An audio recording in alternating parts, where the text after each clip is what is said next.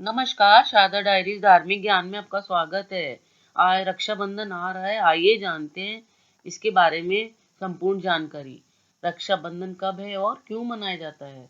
रक्षाबंधन का त्योहार सावन मास की पूर्णिमा तिथि को मनाया जाता है।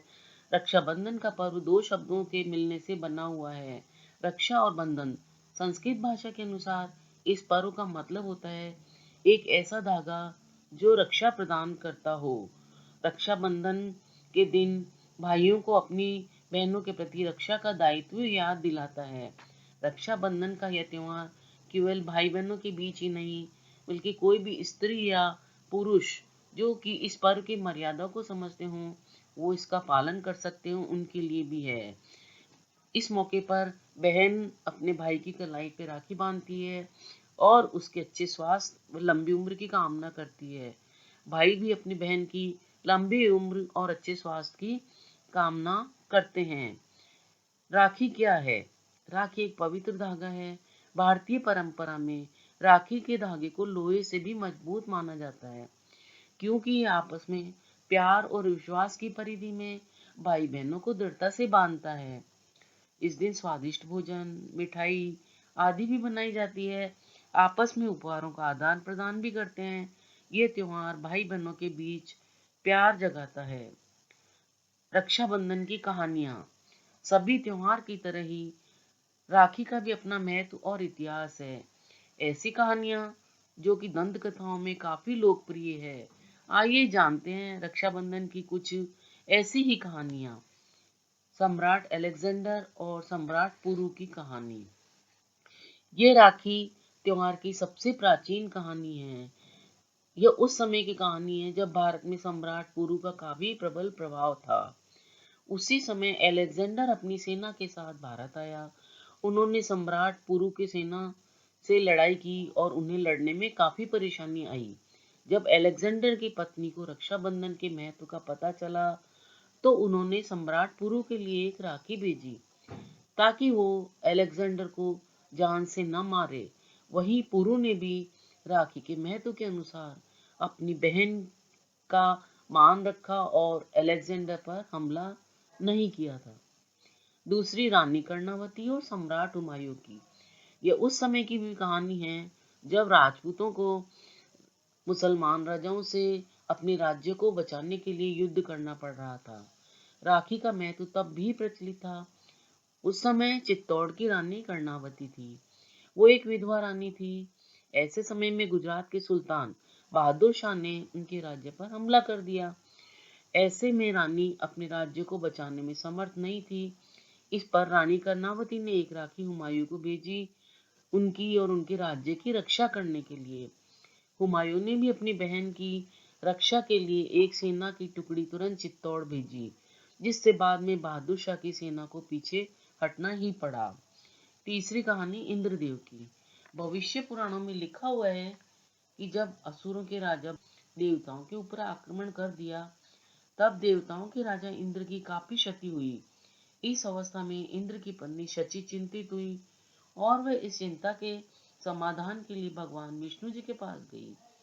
तब प्रभु विष्णु जी ने एक धागा शची को प्रदान किया और कहा कि वह इस धागे को जरूर अपने पति की कलाई पर बांध दे। जब शची ने ऐसा ही किया तो इंद्र के हाथों राजा बलि की पराजय हुई। इसीलिए युद्ध में जाने से पूर्व राजा और उनकी सैनिकों को कलाई पर उनकी पत्नी या बहनें राखी बांधा करती थी, ताकि उनकी रक्षा हो और वह सकुशल विजयी होकर ही लौटे। माता लक्ष्मी और राजा बलि की कहानी। असुर सम्राट बलि भगवान विष्णु का बहुत बड़ा भक्त था। बलि की इतनी ज्यादा भक्ति से प्रसन्न होकर विष्णु जी ने बलि के राज्य की रक्षा स्वयं करने की सोची। इससे माता लक्ष्मी जी परेशान रहने लगी, क्योंकि विष्णु जी अब बैकुंठ रहते थे और वह राजा बलि के राज्य की रक्षा करने के लिए वहीं रहते थे।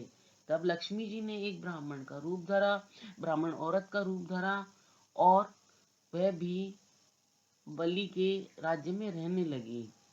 और बाद में लक्ष्मी जी ने बलि के हाथ में राखी भी बांध दी। तब बलि को यह नहीं पता था कि वह स्त्री माता लक्ष्मी ही है, इसलिए बलि ने उन्हें कुछ भी मांगने से कहा। और तब माता लक्ष्मी जी ने बलि से विष्णु जी के उनके साथ वापस बैकुंठ जाने के लिए आग्रह किया।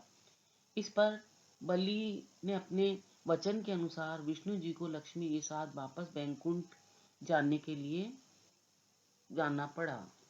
कृष्ण और द्रौपदी की कहानी। लोगों की रक्षा करने के लिए जब श्री कृष्ण भगवान ने शिशुपाल को मारा, तो इस युद्ध में श्री कृष्ण जी के अंगूठे में चोट लगने से खून आने लगा, जिसे देखकर द्रौपदी ने अपनी साड़ी के पल्लू से वस्त्र फाड़ा और उसे श्री कृष्ण जी के अंगूठे पर बांध दिया, जिससे खून बहने से रुक गया। कृष्ण भगवान इससे काफी प्रसन्न हुए और उन्होंने जीवन भर द्रौपदी के साथ एक भाई का रिश्ता निभाया और द्रौपदी से वादा किया कि हर समय उनकी रक्षा करेंगे। कुरु सभा में भी जुए में हारने के बाद दुशासन का द्रौपदी का चीर हरण करने के समय कृष्ण जी ने ही द्रौपदी की रक्षा करी और उसकी लाज बचाई। महाभारत की राखी की कहानी।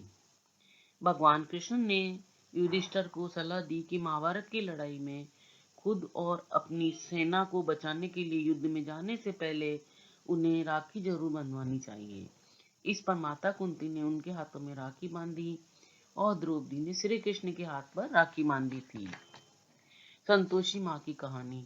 भगवान गणेश के दोनों पुत्र शुभ और लाभ इस बात से परेशान थे कि उनके कोई बहन नहीं है, इसलिए उन्होंने अपने पिता गणेश जी से एक बहन की जिद करी। इस पर नारद के कहने पर बाध्य होकर भगवान गणेश जी ने शक्ति प्रयोग से संतोषी माता को उत्पन्न किया। ये दिन भी रक्षाबंधन का ही था, जब दोनों भाइयों शुभ और लाभ को उनकी बहन संतोषी माता मिली। यम और यमुना की कहानी।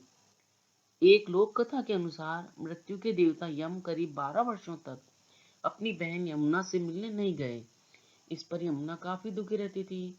गंगा माता के परामर्श पर यम अपनी बहन यमुना के पास जाने का निश्चय किया। अपने भाई के आने से यमुना जी काफी खुश थी और उन्होंने यम भाई की खूब आवभगत करी। इस पर यम काफी प्रसन्न हुए और उन्होंने बहन यमुना को बोला, यमुना तुम्हें क्या चाहिए तुम मांगो। इस पर यमुना जी ने कहा, मुझे आपसे बार बार मिलना है। इस पर यम ने उनकी ये इच्छा पूरी हमेशा करी। इससे यमुना हमेशा के लिए अमर हो गई। अगर आपको मेरी जानकारी अच्छी लगी हो तो कृपया लाइक शेयर सब्सक्राइब करना ना भूलें। वीडियो देखने के लिए धन्यवाद।